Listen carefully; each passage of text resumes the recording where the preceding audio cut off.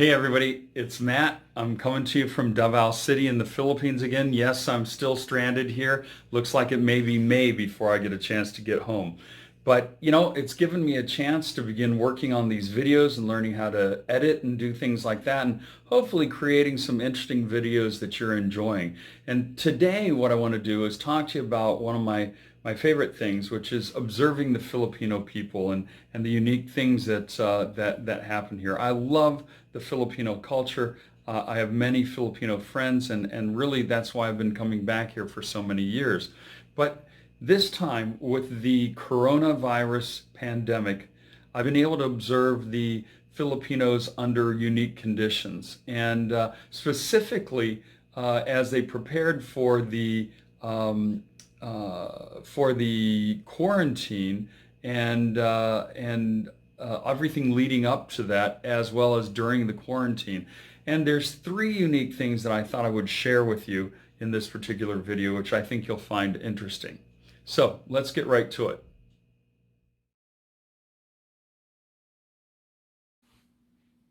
So the first thing that I found very interesting here, and it ties into how closely knit families are here in the Philippines. There's a big devotion to one's family here. But as soon as it was announced that there was going to be a quarantine and people were going to be ordered to stay at home for at least 2 weeks, a lot of the people that live here in Davao City packed up and left home. What I mean is that they went out to the provinces where they're from originally, these small towns, these farming areas and so forth. They picked up and went back to be with their families, because if you're going to be locked down, you don't want to be locked down by yourself away from your family. So they went back to spend time with the people that they love. And that's just a very Filipino thing here. There's a lot of devotion to family here.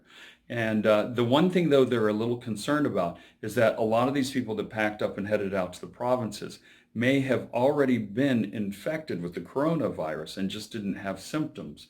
So they're a little concerned that there's going to be some infection out in the provinces, which will begin showing up now, and a greater, wider spread of the infection rate.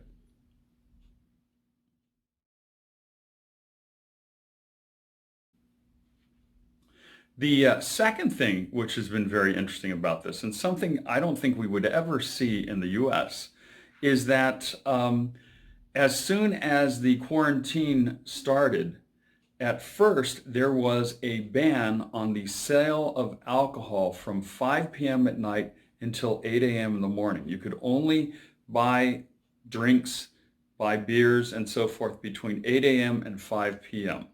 And that went on for the first 2 weeks or so, until they noticed that they were not getting the effect on, that the quarantine was not being effective enough. And that's when, just last Sunday, about 3 or 4 days ago, there was an enhanced quarantine that was announced and started. And that enhanced quarantine, along with it, has a 24/7 ban on the sale and public consumption of alcohol. So right now, Davao City is a dry city. I can't go out and find a beer anywhere. Happily, I've got a few in the refrigerator, and I've got a couple of bottles of wine, which should get me through. I'm not a heavy drinker, but it is very interesting that they would do that. The only thing I can guess is that they were concerned that people drinking alcohol might then tend to want to go out late at night or break curfew, break the quarantine, or maybe the idea that maybe drinking at home might lead to domestic violence. I'm not sure exactly what the reasoning was, but there is indeed a 24/7 ban on alcohol for the next 2 weeks, at least.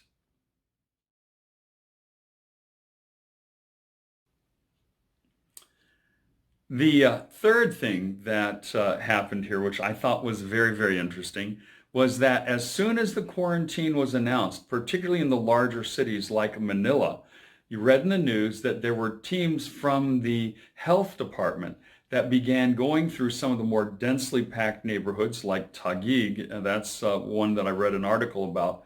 And they were going through the neighborhoods handing out birth control, knowing that people were going to be stuck at home for several weeks and without anything to do.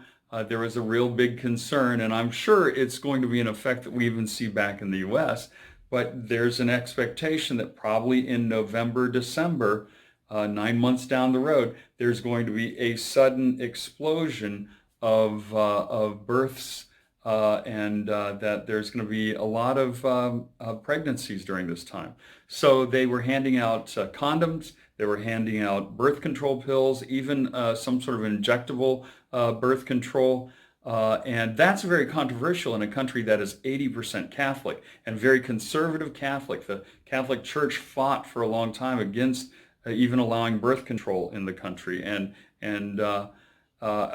abortion is still illegal in this country. And if you are caught having had an abortion, it can result in 6 years in jail.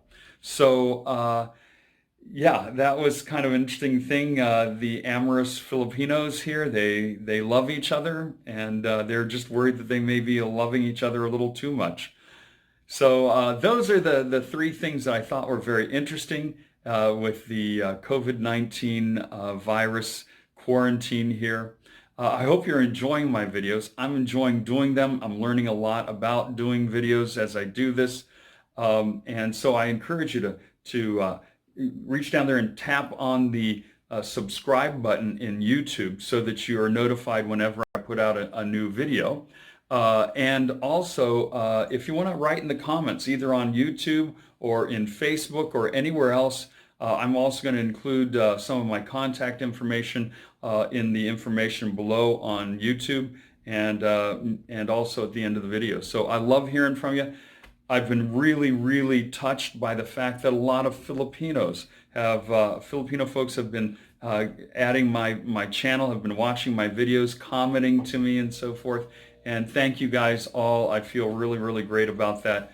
I look forward to hearing from everybody. In the meantime, please take care of yourselves.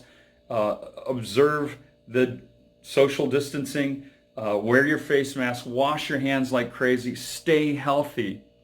And we're all going to make it through this together, okay? Bye-bye.